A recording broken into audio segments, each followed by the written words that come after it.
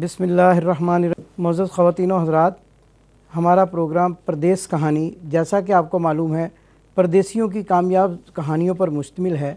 लेकिन पाकिस्तान के जो सियासी हालात इस वक्त जा रहे हैं, परदेस में रहने वाले पाकिस्तानी इस पर भी बहुत ज़्यादा कंसर्न रखते थे। लिहाजा हमने ये फ़ैसला किया कि आज के अपने इस प्रोग्राम को परदेस में बसने वाले पाकिस्तानियों को इन्फॉर्मेशन देने के लिए, यानी पाकिस्तान की ताज़ा तरीन सूरत हाल से आगाह करने के लिए कि पाकिस्तान में इस वक्त क्या हो रहा है, सियासत के मैदान में क्या तब्दीली आने वाली है, इससे आगाह करने के लिए अपने इस प्रोग्राम को तकबीर टीवी पर परदेस कहानी स्पेशल के नाम से आज हम आपके सामने लेकर आ रहे हैं। आपके साथ मैं शुक्रगुज़ार हूँ आज मेरे मेहमानों का कि जो अपना कीमती वक्त निकाल कर लंदन से, बैरिस्टल से यहाँ तशरीफ़ लाए हैं। इनमें मेरे साथ इस वक्त दाईं तरफ बैठे हैं सरदार असगर रांझा साहब। आप पेशे के एतबार से एडवोकेट हैं और पाकिस्तान तहरीक इंसाफ के एक सरगर्म कारकुन हैं। आप ब्रिस्टल से तशरीफ़ लाए हैं, आपका बहुत शुक्रिया रांझा साहब, आप हमारे प्रोग्राम में तशरीफ़ लाए। इसके बाद सैफ अहमद ख़ान साहब का भी मैं शुक्रगुज़ार हूँ।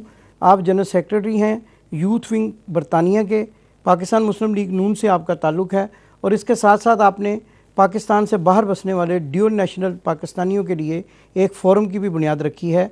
आपका भी बहुत शुक्रिया, आप हमारे प्रोग्राम में तशरीफ़ लाए।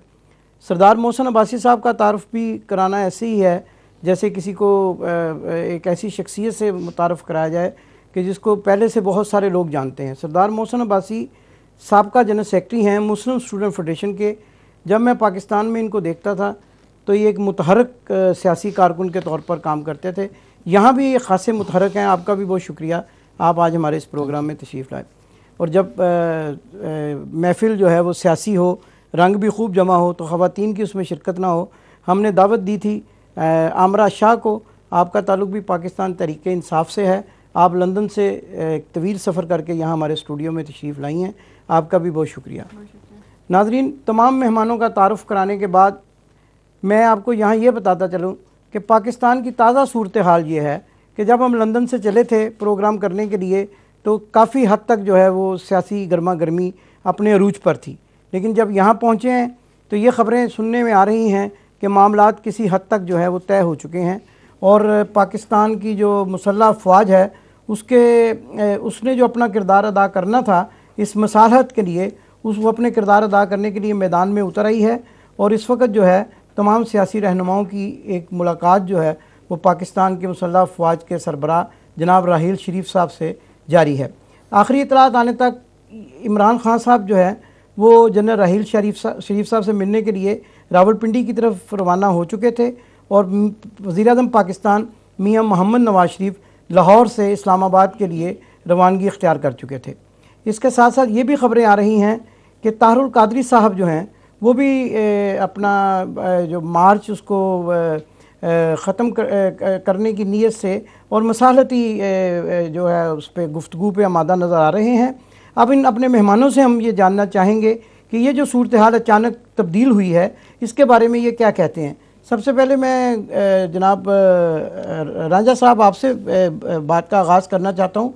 एक बड़ी दिलचस्प खबर जो है वो सामने आई है कि जब इमरान खान साहब को ये इतला मिली कि GHQ में रावलपिंडी में कोई ऐसी एक सियासी मुलाकात होने वाली है कि जिसके अंदर जो है मसालहती जो मामलात हैं उसको तय किया जाएगा, तो इमरान खान जो इतने दिनों से अपने साथियों के साथ यानी सरगर्म जो है साथियों के साथ, जिनमें जावेद हाशमी एक रहनुमा हैं और मखदूम शाह महमूद कुरैशी हैं, उनसे भी जो इतलात मुझ तक आई हैं उनसे भी उन्होंने कोई मशवरा नहीं किया, उनको भी साथ नहीं लेकर चले और वो अकेले ही रावलपिंडी की जानिब चल पड़े। आप इस बारे में क्या, यानी ये क्या खुला तजाद नहीं है?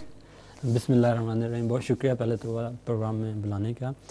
जहाँ तक इसकी बात है, देखिए किसने फ़ौज को इन्वॉल्व किया, आर्मी को बुलाया किसने है, और वो जो हम थर्ड एम्पायर की बात करते हैं, मियाँ साहब ने खुद थर्ड एम्पायर को पहले इन्वाइट किया है और मियाँ साहब गए हैं कि आर्मी चीफ़ जो है वो मसालहती किरदार अदा करे उसमें। खान साहब का जाना, देखिए हम कोई भी हम कौम के लिए यहाँ बैठे हैं, लोग यहाँ बैठे हैं, हमारे सारे लोग और सफ़र कर रहे हैं, आलमोस्ट 18 डेज़ हो गए हैं, खान साहब ख़ुद उसी कंटेनर में सो रहे हैं। तो कोई उसके में ऐसा नहीं था कि हमारी कोई रिजिडनेस है या हम कोई बात नहीं कर सकते। बात करने पहले दिन से हमने कहा हम बात करेंगे, हम कर रहे थे बात, लेकिन क्योंकि एक इशू है, मियाँ साहब वो अटे हुए हैं अपने उस बात पे, रेजिग्नेशन नहीं दे रहे, तो चीफ़ साहब से भी बात करने में कोई ऐसा इशू नहीं है, सबसे मशवरे की बात हो रही है। खान साहब गए, लेट्स वेट क्या डिसीजन होता है। लेकिन मेरी ऐसी इत्तलात आने तक तो ये बात थी कि एक मामला जो है, एक फार्मूला जो है वो तय हो चुका है और खान साहब जो है उस फार्मूले को हतमी शक्ल देने के लिए रावलपिंडी की तरफ रवाना हुए हैं। तो क्या आप नहीं समझते कि अगर रावलपिंडी वालों ने ये किरदार अदा करना था तो ये जो बातें बहुत दिनों से सामने आ रही थी कि इसके पीछे जो स्क्रिप्ट राइटर हैं, तो क्या ये वही स्क्रिप्ट राइटर तो नहीं है जिन्होंने आज इस ड्रामे को जो है वो फाइनलाइज करने के लिए और इसका ड्रॉप सीन करने के लिए तमाम लोगों को अपने अपने यानी जिसको कहते हैं कि पंजाबी में अपने दर पर दावत दी है? नहीं, कतन ऐसा नहीं है। स्क्रिप्ट राइटर तो अल्लाह ताला की ज़ात है, क्योंकि उसने सवाम को उठा दिया है, जिनको अब पता चल गया कि उनके राइट्स क्या हैं। उन्होंने 65 सालों से अवाम पिस रही है, इसको में पिस रही है इसमें, ठीक है। बड़ी माजरत के साथ गुफ्तगू का सिलसिला आपसे जारी रहेगा। हमने चूँकि आज अपने नाजरीन को पाकिस्तान से जो हमारे कुछ माहिरीन हैं, कानून के माहिर हैं और दूसरे जो लोग हैं, उनको भी हमने दावत दी थी कि हमारे प्रोग्राम में हमारे यहाँ के बरतानिया में रहने वाले नाजरीन को ताज़ा तरीन सूरत हाल पर अपनी राय दें। तो हमारे साथ जनाब कमाल बारकुल्ला साहब हैं लाइन पर पाकिस्तान से। उनकी बड़ी शफ़क़त है, एक मुमताज़ कानूनदान हैं और लाहौर हाई कोर्ट में प्रैक्टिस करते हैं और उनकी बड़ी शफ़क़त है कि रात के इस पहर भी वो हमारे लिए, हमसे बात करने के लिए, हमारे नाजरीन को हालात से आगाह करने के लिए और अपनी कानूनी आरा से आगाह करने के लिए इस वक्त तक वो जाग रहे हैं। मैं बहुत शुक्रगुजार हूँ। कमाल साहब, आप मेरी आवाज़ सुन रहे हैं? जी जी, आपकी आवाज़ आ रही है। कमाल साहब, आज ये जो मामला हुआ और जो FIR जो है, आप माशाल्लाह एक बहुत बड़े कानूनदान हैं, बड़ी आपकी जो है सियासी और कानूनी बसीरत है, तो आप ये जो FIR आज दर्ज हुई है, ये इतने दिनों से जो तातुल का शिकार थी, SHO साहब जो वहाँ से गायब थे, दूसरा थाने का अमला भी जो है वो पसो पेश कर रहा था और हुकूमती जो अहदेदार हैं वो भी इसमें पसो पेश कर रहे थे, तो आज ये अचानक जो FIR का दर्ज होना और उसके अंदर जिन लोगों को नामजद किया गया, इसकी क्या कानूनी हैसियत है? जबकि मौलाना अल्लामा तारुल कादरी साहब का ये स्टांस है कि ये जो FIR है ये उनकी मर्ज़ी के मुताबिक, कुछ कानूनी नुकात ऐसे हैं जो बीच में से रह गए हैं, जो एक दहशतगर्दी की इंसदाद दहशतगर्दी की शिक है वो इसमें शामिल नहीं की गई। जब मंसूर रहमान अफरीदी साहब जो आपके एक साथी हैं हाई कोर्ट के, वो भी ये कह रहे थे कि इसमें कई चीज़ें जो हैं उसमें सुकम रह गया है। आपके इसमें क्या महाराना और कानूनी राय है? ये देखें, ऐसा है कि ये तकरीबन ये जो पाकिस्तान स्टेट है ये शरीफ बरादरान की स्टेट बनी हुई थी और वो अपनी मनमानी कर रहे थे।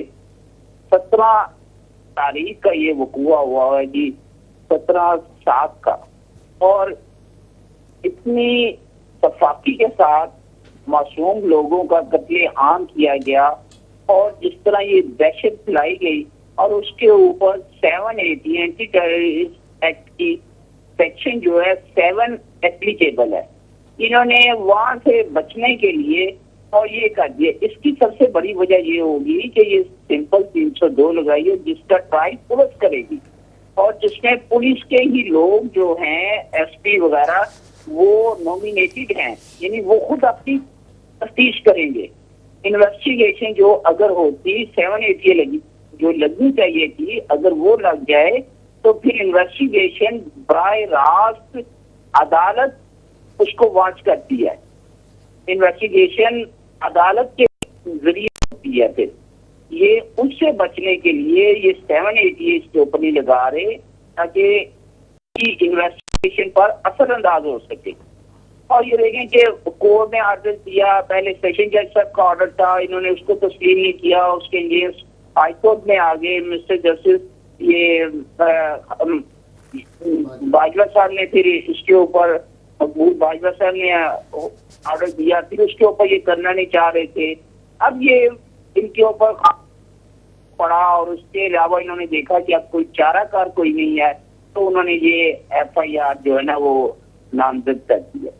क्या आप समझते हैं कि मुसलमान जो है उनके नाम है, बकायदा इनका सबका जो रोल है, और अगर FIR जो उन्होंने एप्लीकेशन दी हुई थी मंसूर रहमान अफरीदी साहब ने पहले पुलिस स्टेशन में दी थी, जहाँ पर भी सेशन कोर्ट में जो अप्लाई की, उसकी अगर आप उसको पढ़ लें तो उसके ऊपर क्लियर है कि ये एंटी टेररिस्ट एक्ट लगती है सेक्शन 7 उसके ऊपर।